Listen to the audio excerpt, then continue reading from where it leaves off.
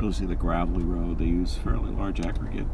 All right, we're back. We have cell service. We're west of U.S. Route 190. Just admiring the pavement and the different colored stones in it. We just got out and enjoyed looking at an oil pump up close and personal from the shoulder of the road. That was really, really neat. We recorded our last section of our trip since there was no service, or very spotty service, so we'll have to post that at a later time. But yeah, we got to see an oil pump up close and personal, no fence or anything. It was really cool. Just watching the motor and the gears and the pump. And we behaved ourselves. We stayed on public road to do it. Yep. We didn't walk over to it.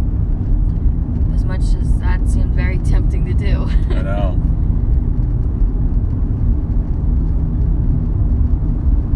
There was a gentleman that pulled out of the one station that was right nearby, but he didn't give us any problems. So. Probably doesn't see oil pump tourists too often. Probably not. Now if he would have drove up and said, "You want to know how it works?" That would have been cool. That would have been worth the sunburn. It's pretty roasty right now. It's 89 degrees. Sun's very, very warm. But at least there's a breeze.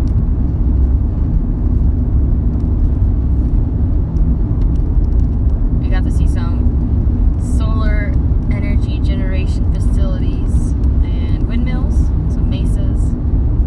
So that was neat.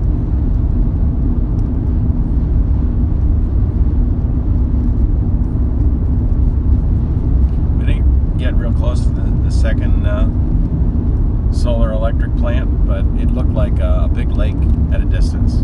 Yeah, you could easily see how birds mistake it for water because of the reflections. The first solar plant had a moat all the way around the panels for stormwater, it looked. So it shows you that stormwater is an issue.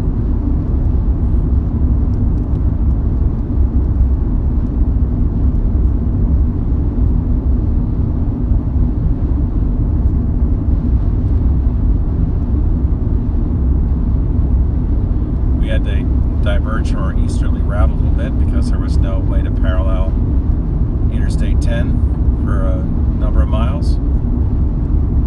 But it was an interesting detour. Dino prints.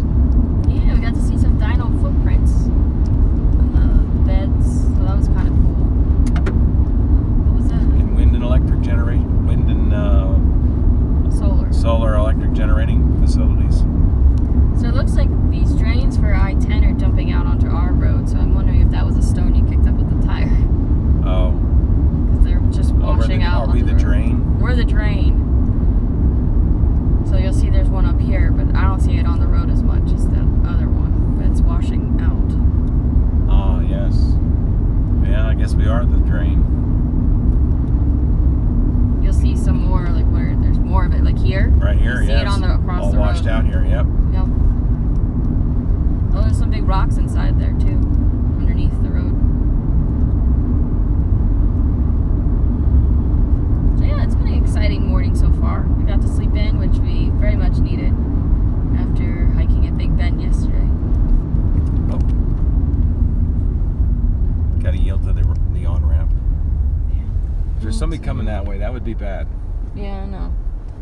I always look though, because it's a good idea. Ever since we were in the convoy in DC and I saw someone take the on-ramp as an exit ramp, I'm always leery.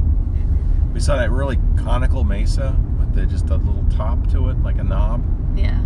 I can see that in the rear view now. Oh yeah, it kind of looks like a pyramid in the distance. Yeah, that's right. That's kind of what it looks like to me. So here we yield to the off-ramp.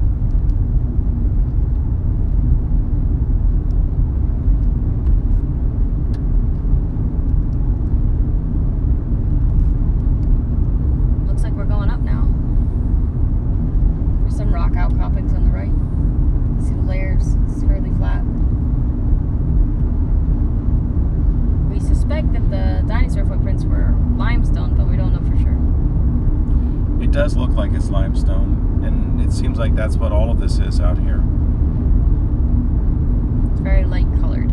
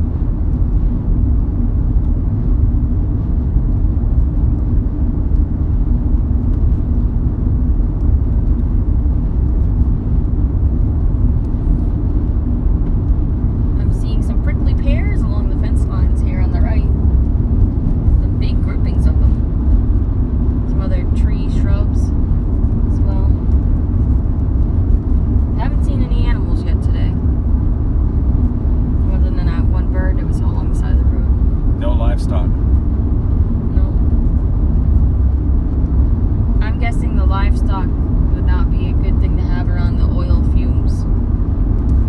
We can smell it in the car. They're smelling it all the time, you know.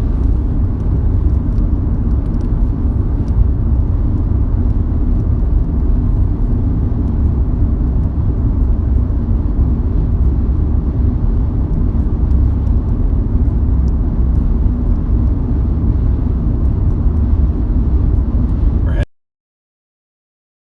to US Route 190.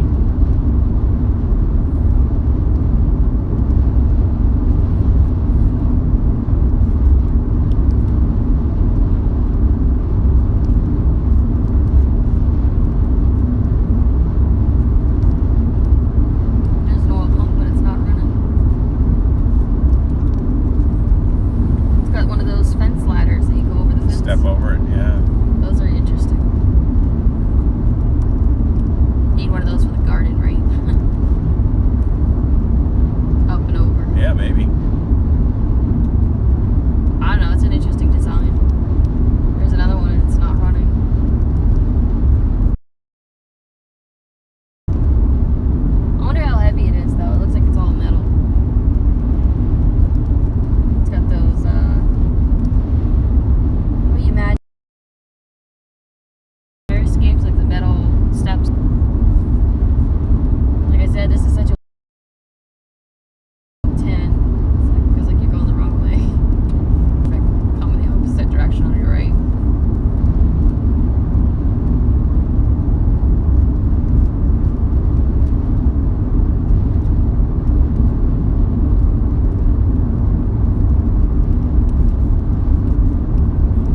Oh, let's drop down to 85 degrees here.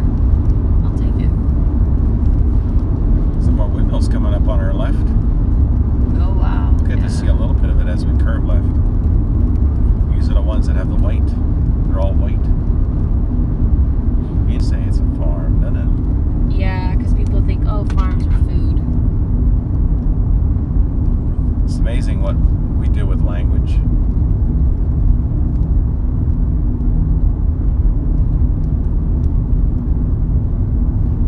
No trespassing. Private road. There's a guy. What the heck was that? I don't know. Well, I thought it was inside here, no? Maybe it was my chair shifting. Oh, yeah, that would be the right sound. Yeah, sorry about that, guys. Did you feel yourself move? A little bit. There you go. It just felt really weird. Because I had the seat like- forward to unpack the car last night, so. Well, we also pulled the oil out today, so I pulled it up higher than normal so that I have more room to put stuff on the floor. So, yeah. Just, apparently the curve was enough to fix it. You didn't notice it was loose? No, couldn't tell at all. That's why I was like, what?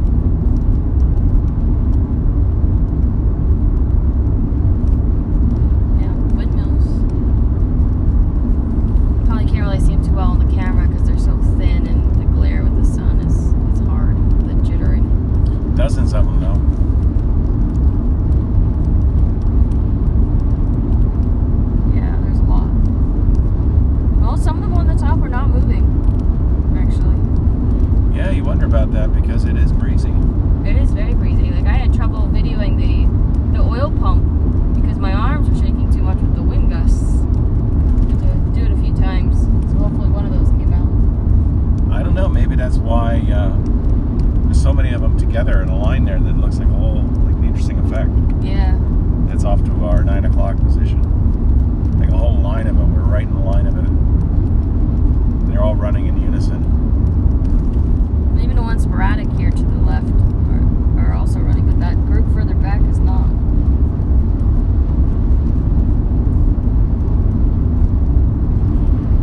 quite a few that they should have been turning, but they weren't. So it gives you some idea about the capacity factor of windmills as well.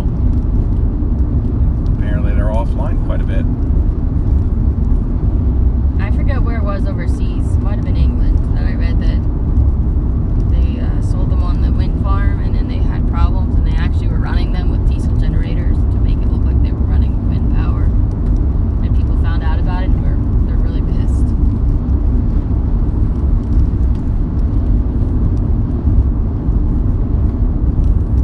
And it wasn't just like a few weeks thing; it was like months that they're running them on diesel. They were down for repair.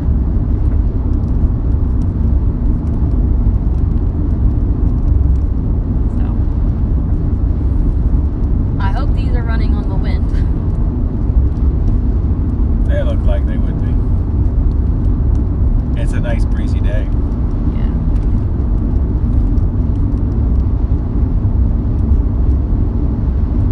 I don't like the idea of doing the wind farms out in the ocean though.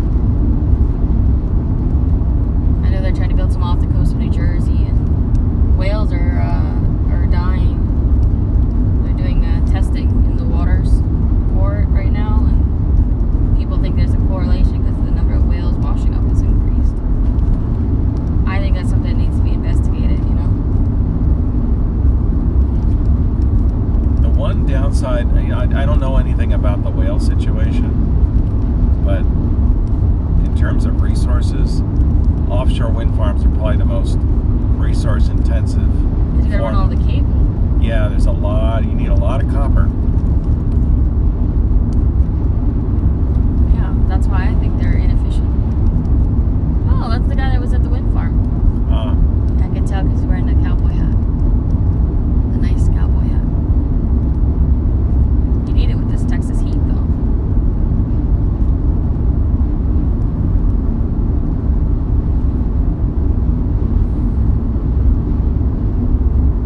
You have to look at it more than just the amount of materials you need to build the facility, but you got to factor in what they call the capacity factor. If the thing's only running 20% of the time, compared to, say, a nuclear power plant that might be in the 90% range, you need even more of the other types of energy to get the same total average output. Which means they tend to use up a lot more land and resources to make. And they also generate peak power at times you may not need it. Yeah.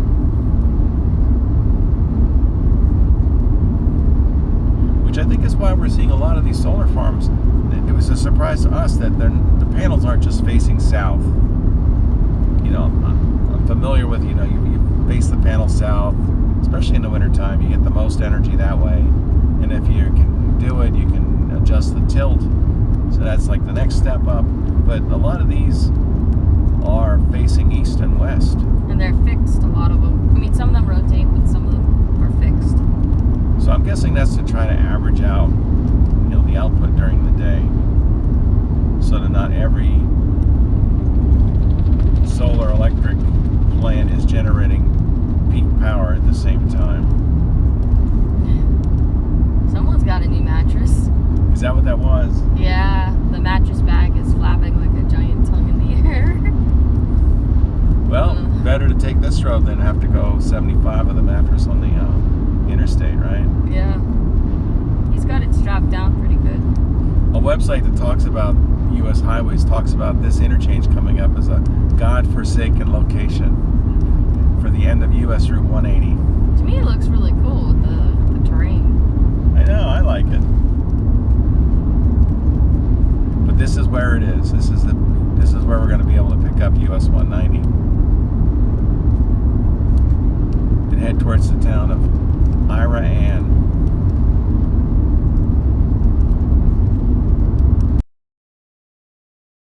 We made it. We made it over this stretch between Fort Stockton and US Route 190 without taking Interstate 10. Well, we had two cool stops along the way. Dinosaur footprints and an oil pump right along the road. So that was pretty